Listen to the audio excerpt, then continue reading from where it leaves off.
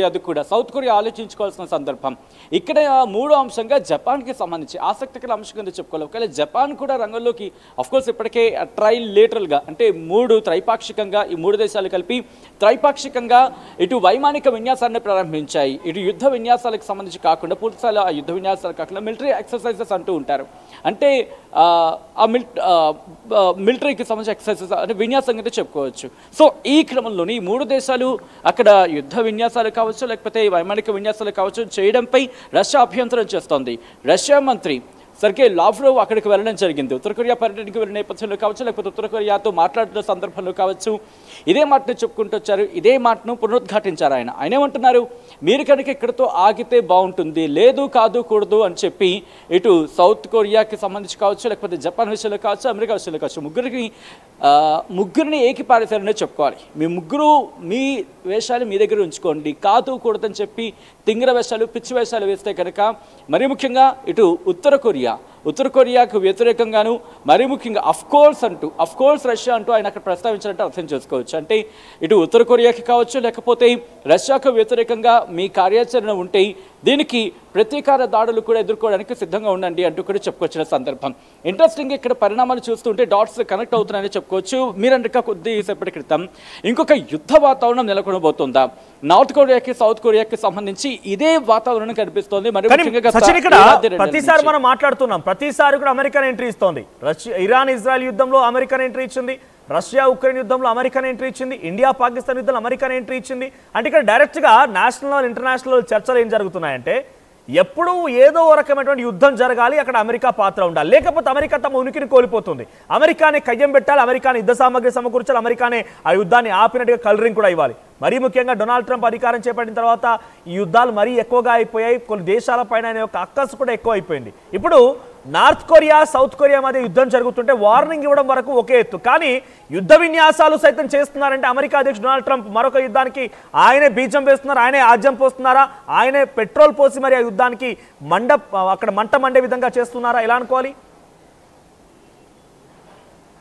ఎగ్జాక్ట్గా ఇదే question raise అవుతుంది. బట్ ఇక్కడ మీరు అన్నట్టుగా కొద్దిసేపటి క్రితం డిఫెన్స్కి సంబంధించి ఎందుకంటే వాళ్ళ ఆయుధాలు అమ్ముకుని బతుకుతున్న దేశంగా అమెరికాను ప్రస్తుతం ప్రపంచం గుర్తిస్తుంది, ప్రపంచం మాట్లాడుకుంటున్నది అర్థం చేసుకోవచ్చు. మీరు అన్నట్టుగా ఇరాన్ అయిపోయింది, యుక్రెయిన్ అయిపోయింది, ఇప్పుడు ఆ 2 దేశాలకి యుద్ధం కాస్త కొలుక్కొచ్చిన వాతావరణం లేకపోతే ఇజ్రాయెల్ విషయంలో కావచ్చు లేకపోతే యుక్రెయిన్కి సంబంధించి యుక్రెయిన్ నుంచి ఇంకా వచ్చే అవకాశం అంతగా ఏం కనిపించట్లేదు, ఎందుకంటే వెస్ట్రన్ కంట్రీస్ మీద డిపెండ్ అయిన సిచ్యువేషన్ ఉంది.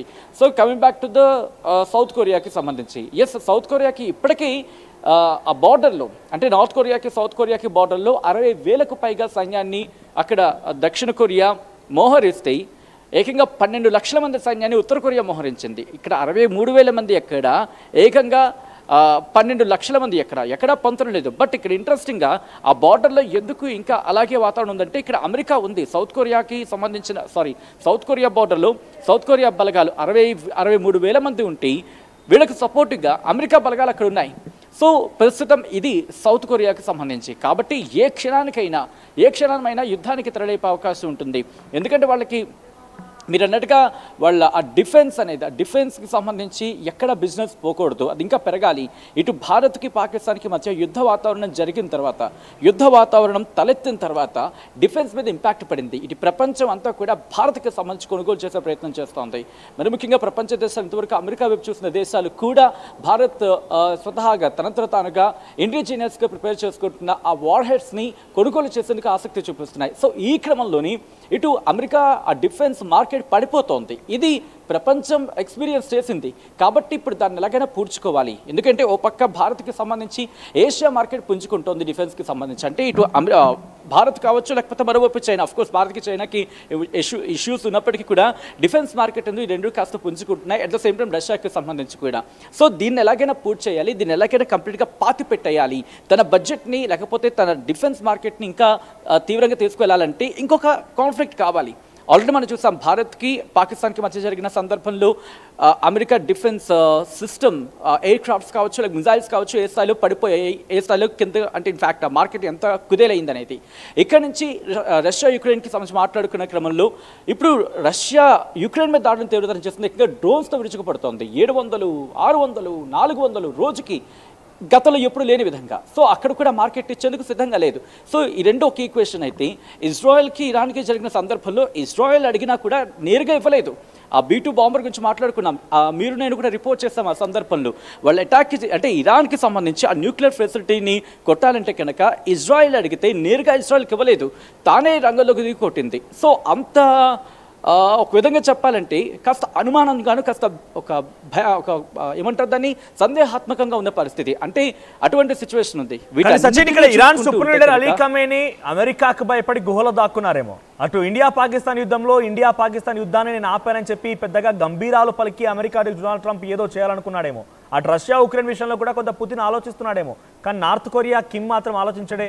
కిమ్ డైరెక్ట్గా అటాక్ చేయాలనుకుంటే ఏం జరిగినా పర్లేదు, అమెరికా తేల్చుకుందాం వచ్చి అమెరికా దగ్గర 4 బాంబులు వేసినా కూడా ఆశ్చర్యపోవాల్సిన పర్లేదు. అటువంటి వ్యక్తి కిమ్. నిజంగానే కిమ్ ఈ విషయాలపైన ఆల్రెడీ సియోల్ సౌత్ కొరియాలో జపాన్, అమెరికా అండ్ సౌత్ కొరియాకి సంబంధించి ప్రతినిధులు భేటీ అయిపోయి ఈ నిర్ణయం తీసుకొని ఆ యుద్ధ విన్యాసాలు కూడా జరిగినట్టుగా తెలుస్తున్న నేపథ్యంలో కిమ్ రియాక్షన్ ఏముండబోతోంది? కిమ్ కనుక డైరెక్ట్గా తలుచుకుంటే అమెరికా దగ్గరికి వెళ్ళి కూడా ఆయన డైరెక్ట్గా గెలవచ్చు, గెలవకపోవచ్చు, దట్ డజంట్ మ్యాటర్. వార్లో గెలిపోవటం సంగతి పక్కన పెడితే దాడి చేయగల ధైర్యం మాత్రం అందరికంటే ఎక్కువగా అయితే ఉంది. సో నార్త్ కొరియాతో డైరెక్ట్గా అమెరికా యుద్ధానికి కాల్దువే అవకాశం ఉందా?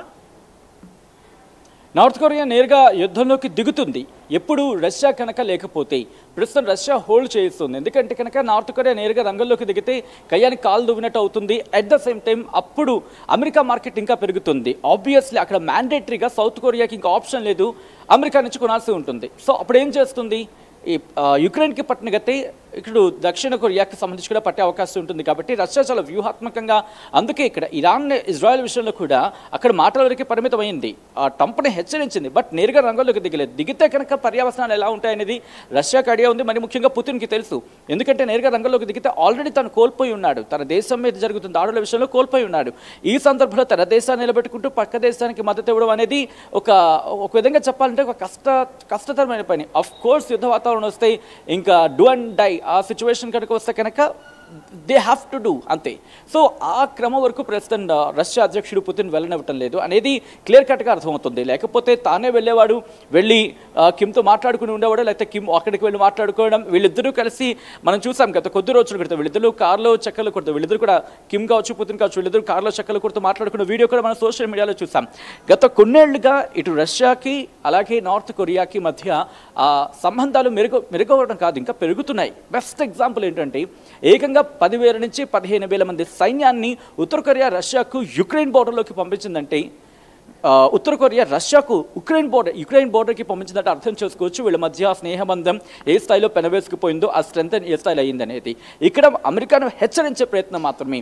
అమెరికా కూడా నేరుగా రంగంలోకి దిగదు, ఎందుకంటే కనుక సౌత్ కొరియా విషయంలో తేడా జరిగితే ఆ కంప్లీట్ రీజన్ పోయే అవకాశం ఉంటుంది. మనం ఇప్పుడు మాట్లాడుకున్నట్టుగానే ఒక రీజన్లో తన పట్టు నిలుపుకోవడానికి చైనాకు తైవాన్, అలాగే నార్త్ కొరియాకి సౌత్ కొరియా, ఇటు రష్యాకి యుక్రెయిన్, ఇటు ఏషియాకి సంబంధించినప్పుడు భారత్కి పాకిస్తాన్, లేకపోతే ఆఫ్ఘనిస్తాన్, ఇలా కొన్ని లొకేషన్స్ని ఎప్పుడు ఎంచుకుంటూ ఉంటుంది. వాటిని తన స్థావరాలుగా మార్చుకుని దాడులు చేసే ప్రయత్నం చేస్తూ ఉంటుంది. మయన్మార్ కావచ్చు, మయన్మార్కి సంబంధించి అక్కడ కూడా ఏదో ప్రయత్నం చేస్తోంది, బంగ్లాదేశ్ మీద పట్టు సాధించే ప్రయత్నం. ఈ ఈక్వేషన్స్ అన్నీ. సో కాబట్టి అంత వేగంగా ట్రంప్ కూడా రంగంలోకి దిగే అవకాశం ఉండకపోవచ్చు. ఇవన్నీ బెదిరింపు చర్యలకి. ఎందుకంటే మీకు గుర్తుందుంటే అమెరికా గతంలో కూడా నాన్సీ పెలోసి పర్యటనలో భాగంగా అంటే తైవాన్కి సంబంధించి చైనా తైవాన్కి మధ్య యుద్ధ విన్యాసాలు ఇలాంటి పరిస్థితి వచ్చింది. అప్పుడు కూడా వచ్చిన సందర్భంలో కూడా నాన్సీ పెలోసి అప్పటి స్పీకర్ నాన్సీ పెలోసి పర్యటనకు వెళ్తే బైడెన్ వద్దన్నప్పుడు కూడా ఆమె వెళ్ళారు. అప్పుడు అమెరికా అధ్యక్షుడు ఉన్న బైడెన్ చెప్పినప్పటికీ ఆమె వెళ్ళిన తర్వాత యుద్ధ వాతావరణం నెలకొంది. ఇంకా భీకర దాడులు ఆ యుద్ధ విన్యాసాలు ఇంకా భీకర స్థాయికి చేరుకున్నాయి చైనా విషయంలో. కాబట్టి ఇప్పుడు నార్త్ కొరియా సౌత్ కొరియా విషయంలో కూడా బహుశా ఉద్రిక్త వాతావరణకు వెళ్ళొచ్చు. బట్ ప్రపంచ దేశాలను కలిపి ట్రంప్ని ఆపే ప్రయత్నం చేస్తారనలో అతిశయోక్తి లేదు. ఎందుకంటే ఆయతుల్ అలీ ఖమేనీ కాదు చూస్తూ ఊరుకోవడానికి, వాడు కిమ్ తనకి ఇష్టం వచ్చిన చేసేస్తాడంటూ కూడా ప్రపంచం చర్చించుకున్న నేపథ్యంలో ఎస్ ఏదైనా జరగచ్చు. బట్ అంతవరకు రానుకుండా బహుశా జరగచ్చు అని కూడా మనం కొట్టిపారలేమని చెప్పుకోవాలి ఇక్కడ Manoj. Right, thank you Sachin, thank you for the updates. So ఓవరాల్గా సౌత్ కొరియా నార్త్ కొరియా మధ్య యుద్ధ మేఘాలు కమ్ముకున్నాయి. మొన్న మధ్య